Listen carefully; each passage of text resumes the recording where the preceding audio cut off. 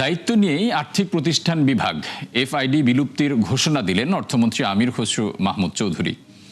একাত্তরকে দেয়া একান্ত সাক্ষাৎকারে তিনি বলেন, নিশ্চিত করা হবে বাংলাদেশ ব্যাংকের স্বায়ত্তশাসন। এছাড়া জাতীয় রাজস্ব বোর্ড এনবিআরকে আলাদা করার উদ্যোগও পর্যালোচনা করবেন তিনি।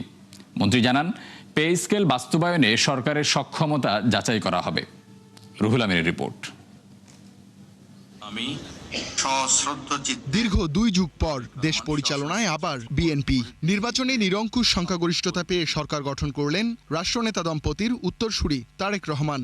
অভিজ্ঞতা ও তারুণ্য মিলিয়ে সাজিয়েছেন তার প্রথম মন্ত্রিসভা, যেখানে অর্থ বিষয়ক 2টি গুরুত্বপূর্ণ মন্ত্রণালয়ের দায়িত্বে এসেছেন চট্টগ্রাম 11 আসনের এমপি আমির খসরু মাহমুদ চৌধুরী।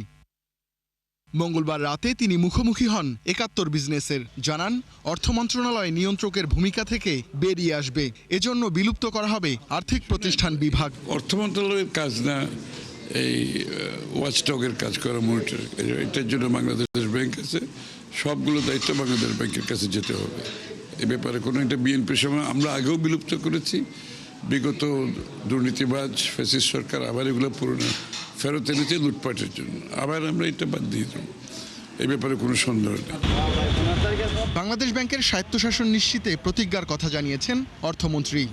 সেন্ট্রাল ব্যাংকের ভূমিকা সেন্ট্রাল ব্যাংকে পালন করতে দিতে হবে, তাই না? মন্ত্রণালয় সেন্ট্রাল ব্যাংক একসাথে চলতে পারে না। সেন্ট্রাল ব্যাংকের ভূমিকা, যেটা রেগুলেটরি ওয়াচডগের ভূমিকা, এগুলো সেন্ট্রাল ব্যাংকে করতে দিতে হবে। আর মানে যে অর্থ মন্ত্রণালয়ের যে পলিসি মেকিং, যেগুলো দায়িত্ব অর্থ মন্ত্রণালয় করবে। রাজস্ব আদায় বাড়াতে এনবিআর সংস্কারও আছে অগ্রাধিকার তালিকায়, জানিয়েছেন অর্থমন্ত্রী। সংস্থাটির পৃথকীকরণ প্রক্রিয়া পর্যালোচনা করা হবে বলেও জানান তিনি। না, এটা তো একটা হাফ বেকড প্রজেক্ট রয়ে গেছে এখন। এটা আসলে এদিকেও না ওদিকেও না।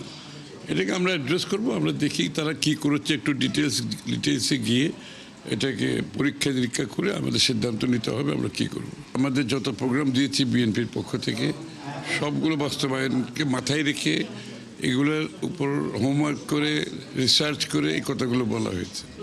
সুতরাং আমরা দেখবেন প্রত্যেকটি পদক্ষেপে বড় ধরনের ডিরেগুলেশন হবে, লিবারালাইজেশন হবে, ইজ অফ ডুইং বিজনেস এটা আমাদের সহজ করতে হবে। দায়িত্ব নিয়ে অর্থনীতির গণতন্ত্রায়নে কাজ করবেন বলে জানিয়েছেন অর্থমন্ত্রী। সরকারি চাকরিজীবীদের জন্য পে কমিশন রিপোর্টও বিশ্লেষণ করা হবে বলেও জানিয়েছেন তিনি। এটা আমাদের দেখতে হবে, আমি তো না দেখে বলতে পারবো না টোটাল অ্যামাউন্ট কি। এটা আমরা কতটুকু বাস্তবায়ন করা সম্ভব বর্তমান আর্থিক অবস্থায় বাংলাদেশের যেখানে আছে। আপনি জানেন ট্যাক্স রেভিনিউ বাংলাদেশে, ট্যাক্স জিডিপি রেশিও সবচেয়ে খারাপ, এবং সাউথ এশিয়াতে সবচেয়ে অনেকটা খারাপ।